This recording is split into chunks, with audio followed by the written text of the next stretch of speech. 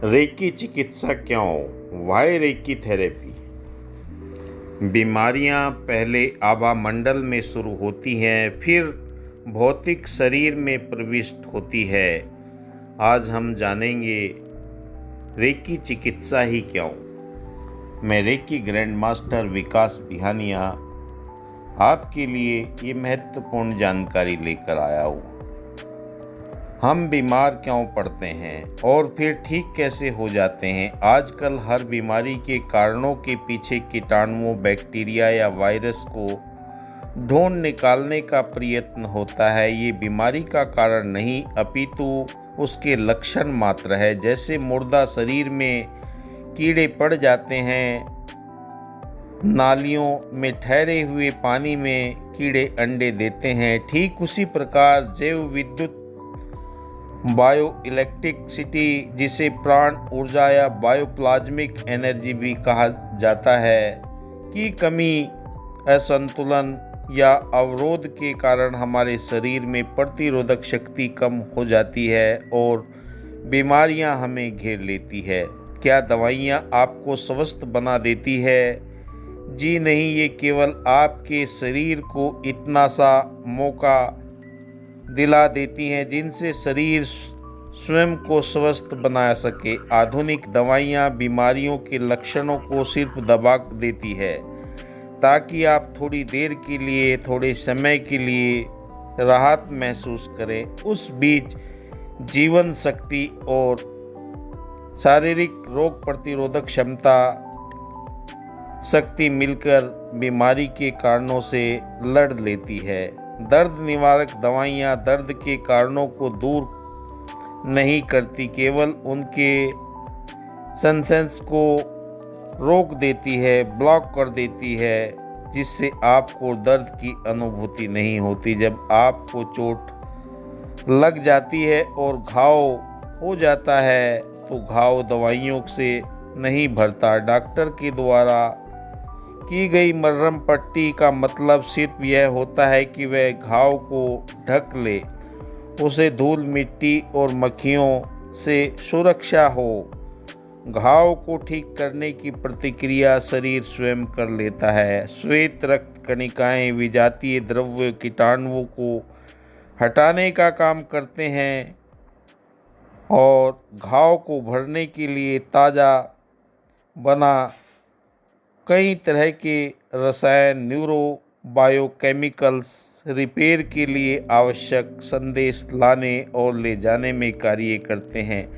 प्राणिक ऊर्जा चुपचाप अपने कार्य में लग जाती है। मरहम पट्टी का एकमात्र उद्देश्य ये है कि हीलिंग प्रक्रिया में किसी भी तरह का व्यवधान नहीं आए। इस पुनर्निर्माण प्रक्रिया में बाहरी हस्तक्षेप न हो और ज़्यादा चोट उसी अंग पर फिर न लग जाए। शरीर के हर ऊतक सेल्स को अपनी आंतरिक चेतना होती है, इनबिल्ट इंटेलिजेंस होती है। हर सेल की अपनी प्रोग्रामिंग होती है जो उसे स्वस्थ रहने और सभी बायोप्लाज्मिक फंक्शन को सुचारू रूप से चलाने के लिए आवश्यक होती है। इसी अंतर चेतना के कारण शरीर के हर सेल अपने लिए नियमित रूप से बखूबी अंजाम देते हैं, इतने सटीक, सुनिश्चित और सक्षम ढंग से आश्चर्यचकित कर देते हैं क्योंकि हमारा शरीर स्वयं एक डॉक्टर की तरह कार्य करता है। क्या यह कम आश्चर्यजनक बात नहीं है कि घाव भरने के लिए प्रक्रिया ठीक उसी समय समाप्त हो जाती है जब उसकी सतह शरीर के उस हिस्से में बाकी सतह के बराबर हो जाती है, क्योंकि श्वेत रक्ताणुओं का जमघट अब वहाँ पर पहुँच जाता है। खून का प्रवाह वहाँ पर उतना नहीं रहता जितना घाव होते समय रहता है, क्योंकि नए ऊतक टिश्यू को बनाए जाते हैं। इसलिए प्रकृति ने छोटे से छोटे सेल में अपनी आंतरिक चेतना व बुद्धिमत्ता भर दी है, जिसके लिए स्वयं जान सके कि कब तोड़ फोड़, मरम्मत, रिपेयरिंग रोक दी जानी चाहिए। लगता है जैसे एक असीम चेतना के शरीर में हर अंग को कंप्यूटर की तरह निर्देशित प्रोग्रामिंग कर दिया होता है। इसी तरह एक और उदाहरण ले, दुर्घटना और हड्डियों के फ्रैक्चर हो जाने के बाद में डॉक्टर के पास जाते हैं। डॉक्टर केवल ये करते हैं कि हड्डी टूटे हुए टुकड़ों को आपस में मिलाकर प्लास्टर कर दिया जाता है, जिससे हिलना डुलना ना हो सके। आपका करीब करीब बची रहे बाकी हड्डियों के टुकड़ों को आपस में जोड़ने का काम प्रकृति स्वयं करती है, नेचर स्वयं करती है अपनी चेतना शक्ति प्राणिक ऊर्जा के द्वारा। किसी भी एलोपैथिक डॉक्टर से पूछ लीजिए, वायरल फीवर या सर्दी जुकाम का कोई इलाज है क्या? इसका जवाब होगा कि नहीं, अभी तक कोई नहीं। ऐसा एंटी वायरल दवाओं को पूर्ण रूप में निरापद और साथ में प्रभावशाली भी हो तब तक नहीं खोजी जा सकी। ये केवल लक्षणिक चिकित्सा करते हैं, यानी अगर बुखार है तो बुखार उतारने की एंटीबायोटिक दे देते हैं, जिससे बुखार कुछ घंटे के लिए उतर जाता है, बदन टूटता है और दर्द निवारक दवाइयाँ लाकर इलाज के लिए केवल इतनी ही अपने अस्थायी राहत महसूस होती है। दवा का असर खत्म होते ही फिर दर्द बुखार शुरू हो जाता है, अगली डोज खुराक लेनी पड़ती है। कुल मिलाकर यह मतलब है कि बीमारी जहाँ की तहाँ, केवल आपको उसका एहसास नहीं होने दिया जाता है। हाल ही में कुछ ऐसी दर्द निवारक मार्केट में वापस ली गई है जिनके उपयोग से अमेरिका में 27,000 से ज़्यादा लोग मर गए, हजारों और लकवे के शिकार हो गए, व्हील चेयर पर जमीन पर पहुंच गए। आपने देखा कोरोना काल में बहुत लोगों को शुगर बढ़ गया, क्योंकि एंटीबायोटिक दवाएं हमारे शरीर के अंदर एक चीज़ को ठीक करती है, दूसरी चीज़ों को बढ़ाना प्रारंभ कर देती है। पूरी दुनिया के अंदर आप ये हादसे देख रहे हैं। ये बात ध्यान में रखने की है कि दर्द दूर करने की दवा की जाने वाली इन दवाओं के बड़े बड़े हड्डी जोड़ों विशेषज्ञ रोजाना अपनी प्रिस्क्रिप्शन में लिखते हैं कि बड़ी बड़ी मेडिकल कॉन्फ्रेंस में, सेमिनारों में इन दवाओं का अल्टीमेट ट्रीटमेंट बताया जाता था और पूर्णतः निरापद थी। आधुनिक चिकित्सा पद्धति में भी जाने की ये दवाइयों की मुश्किल यह है कि एक बीमारी ठीक होती है या यूं कहिए उन्हें दबा दी जाती है, दूसरी बीमारी पैदा हो जाती है। डॉक्टर दवाइयों का साइड इफ़ेक्ट का नाम देते हैं। अपने आप में बीमारियां ही ज़्यादा घातक खतरनाक सिद्ध हुई हैं, जिसके इलाज के लिए दवाइयां दी जाती है। एक मोटा सा उदाहरण लेकर, आप लगातार दर्द निवारक दवा खा रहे हैं, सिर के दर्द के लिए या जोड़ों कमर के दर्द के लिए आपके पेट में घाव पैदा हो जाते हैं, आपकी पेप्टिक अल्सर के लिए दवा दी जाती है। इससे आप नपुंसकता के शिकार भी हो सकते हैं, कब्ज के शिकार हो सकते हैं। इसी प्रकार सर्दी जुकाम के लिए ली जाने वाली करीब हर दवा ब्लड प्रेशर को ऊंचा कर देती है, हार्ट की बीमारियों को उत्पन्न कर देती है। जुकाम के लिए दी जाने वाली दवाइयाँ या अन्य दवाई नाकबंद खोलने की दी जाती हैं। दवाई नाकबंद विस्तृत रक्त नलिकाओं को सिकुड़ने की दी जाती है।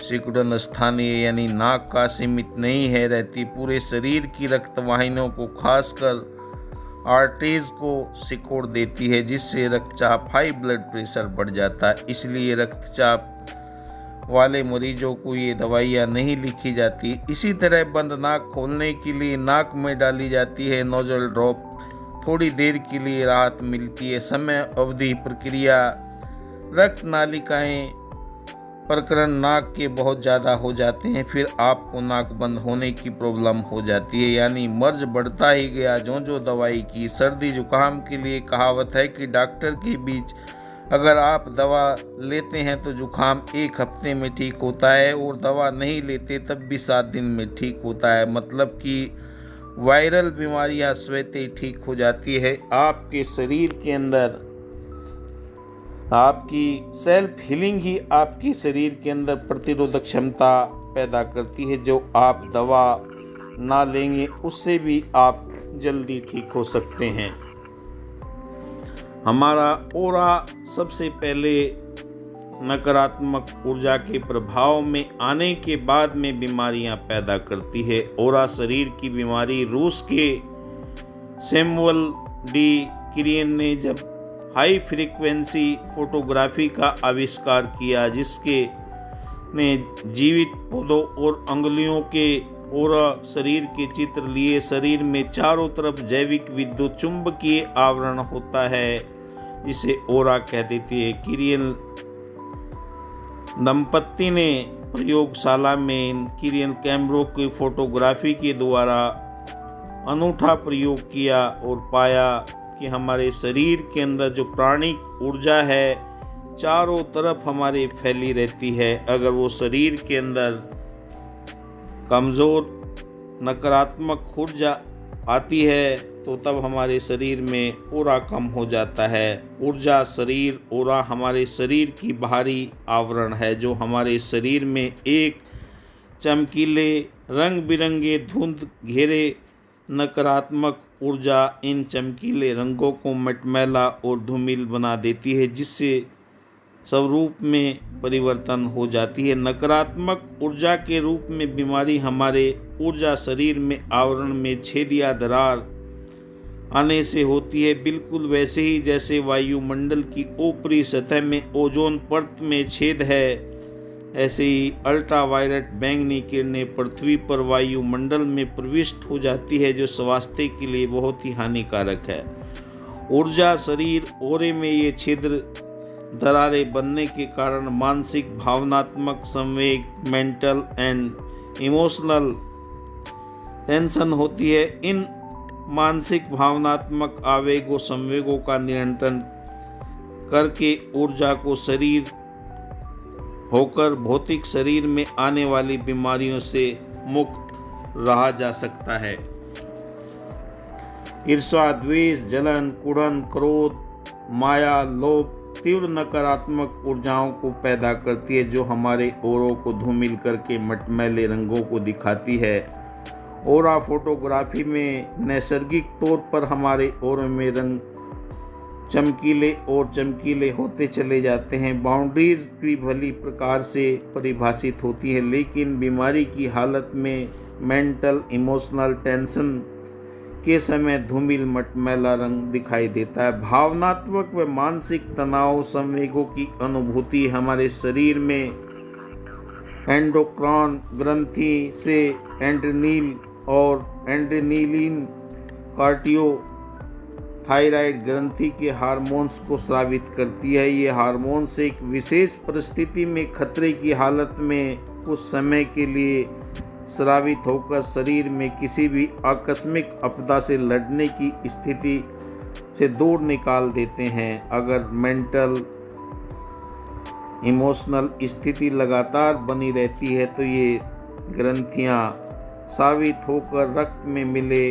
प्रॉब्लम शुरू हो जाते हैं। मानसिक तनाव हमारा ऑरा शरीर में चक्रों को प्रभावित करता है। ये संख्या 7 होती है। शरीर में हार्मोन सिक्रेट करने वाली एंडोक्राइन ग्रंथि इन चक्रों में संबंधित होती है। चक्र इन्हें प्रभावित हार्मोन्स को सिक्रीशन स्राव नियंत्रित करते हैं। चक्रों को संतुलन करके रेकी चिकित्सा में किया जाता है। इन सब संबंधित एंडोक्राइन अंतःस्रावी ग्लैंड को स्वस्थ सक्रिय बनाया जाता है। रेकी में चक्रों के संतुलन पर विशेष ध्यान दिया गया है। चक्र आंतरिक ब्रह्मांडीय ऊर्जा ग्रहण करते हैं और चैनलाइज, जिससे योग शास्त्रों में नाड़ियों का नाम दिया गया। 72,000 नस नाड़ियाँ यही कार्य करती है। चक्रों के असंतुलन से ही शरीर में ऊर्जा चैनल का प्रवाह ढंग से नहीं हो पाता, ऊर्जा प्रवाह अवरुद्ध हो जाता है यही घनत्व जब हो जाता है तो कहीं एकदम कम हो जाता है। रेकी ऊर्जा शरीर में स्थित चक्रों को संतुलन करती है और नाड़ियों में प्राण ऊर्जा को प्रवाह के लिए नियमित करके आपको स्वस्थ बनाया जाता है। इसलिए रेकी ऊर्जा हमारे लिए बहुत ही कारगर कार्य करती है। रेकी चिकित्सा, ये थेरेपी हमारे चक्रों पर कार्य करके हमारे ऑरे को विकसित करती है। बहुत बहुत शुक्रिया, आप मेरा यूट्यूब चैनल देख रहे हैं। धन्यवाद। जय हिंद।